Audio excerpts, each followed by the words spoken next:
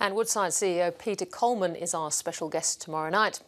Today, however, it was another oil and gas company, Search, that reported half-year results. Sales were up 7% on last year's first half, but net profit fell 6% to $107.5. The big prize the company is waiting for, though, is the massive LNG project in Papua New Guinea, on track for production in 2014. I spoke with CEO Peter Botten earlier. Peter Botten, thank you for joining us. Always a pleasure. Now, half-year results pretty reasonable, I guess, on the back of high oil prices. You've had higher exploration costs as one of the main reasons for the drop in profit compared to last year. What drove those costs higher? Well, firstly, I suppose we're carrying out a very significant exploration program across our portfolio. And we've had some success, but also in all exploration you sometimes have failures. And that did impact slightly the result. Overall, behind it all, though, was very strong oil production and continued strong production into the second half, and a good oil price. Your operating expenses went up quite a lot, I think at almost 60%. Do you think cost management is likely to be an issue going forward? I think if you look at the costs, a lot of the costs actually, it's not impacted by our core costs. It's actually impacted by the gas to electricity and gas contracting cost that impacted that line. We had to buy gas for the Heights gas to electricity project, which then supplies electricity to the Porgera mine.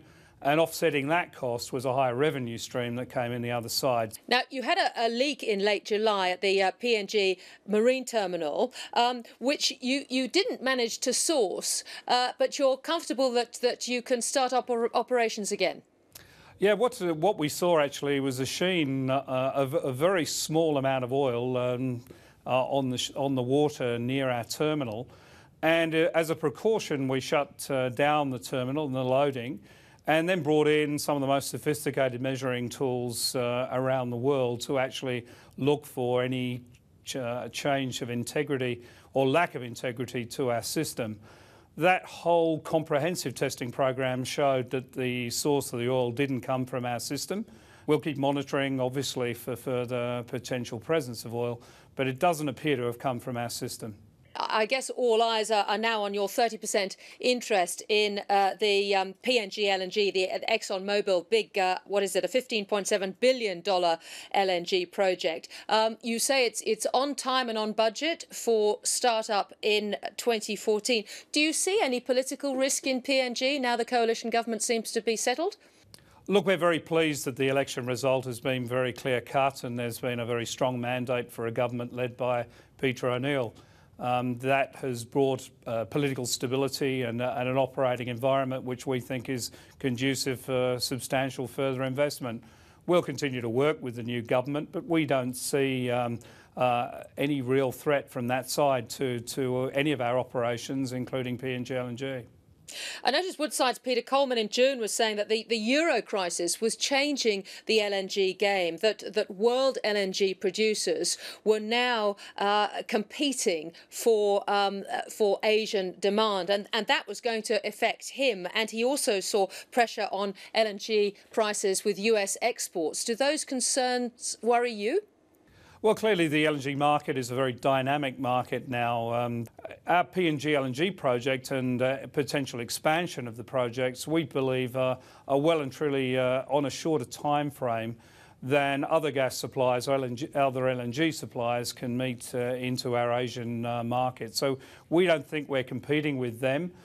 Clearly, we believe we'll deliver PNG LNG sometime in 2014.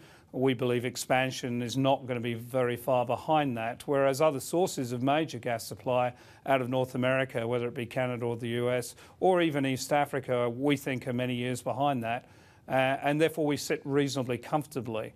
If you have a long-dated project, though, then you could be right up against that competition, but we're not in that position. Do you have half an eye over Browse and looking at the pull-out by Chevron and Shell's increased involvement? Do you think that the James price point will go ahead? Look, that's a tough call, and that's their business and not mine, thank goodness. We have what we think to be one of the most economically rewarding projects in the region. We're well ahead of our competitors in terms of delivery. We've got a quality resource base and a great platform to grow. Browse is a different environment to us, different cost environment, different time environment. We're very comfortable with where we sit in Papua New Guinea, frankly.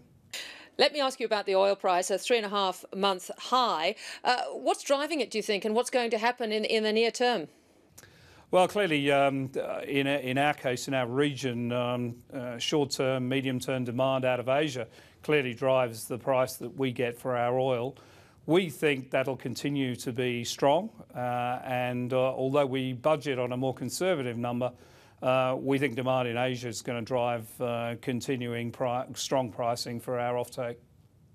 You've got exploration activities, I know, in the Middle East. We were talking to economist Ken Curtis the other day, and he said, you know, flying a plane over that area, looking down and seeing some of the armada of navies around there, given the tensions in Iran, is quite extraordinary.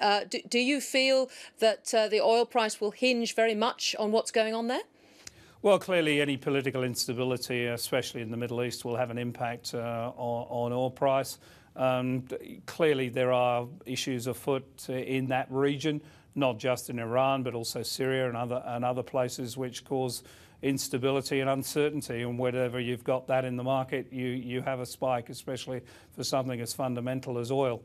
Overall, though, we're pretty comfortable, again, that there's not that much downside, if any, in the oil price right now. Very exciting business to be in. Peter Botten, thank you very much for joining us. Thanks very much.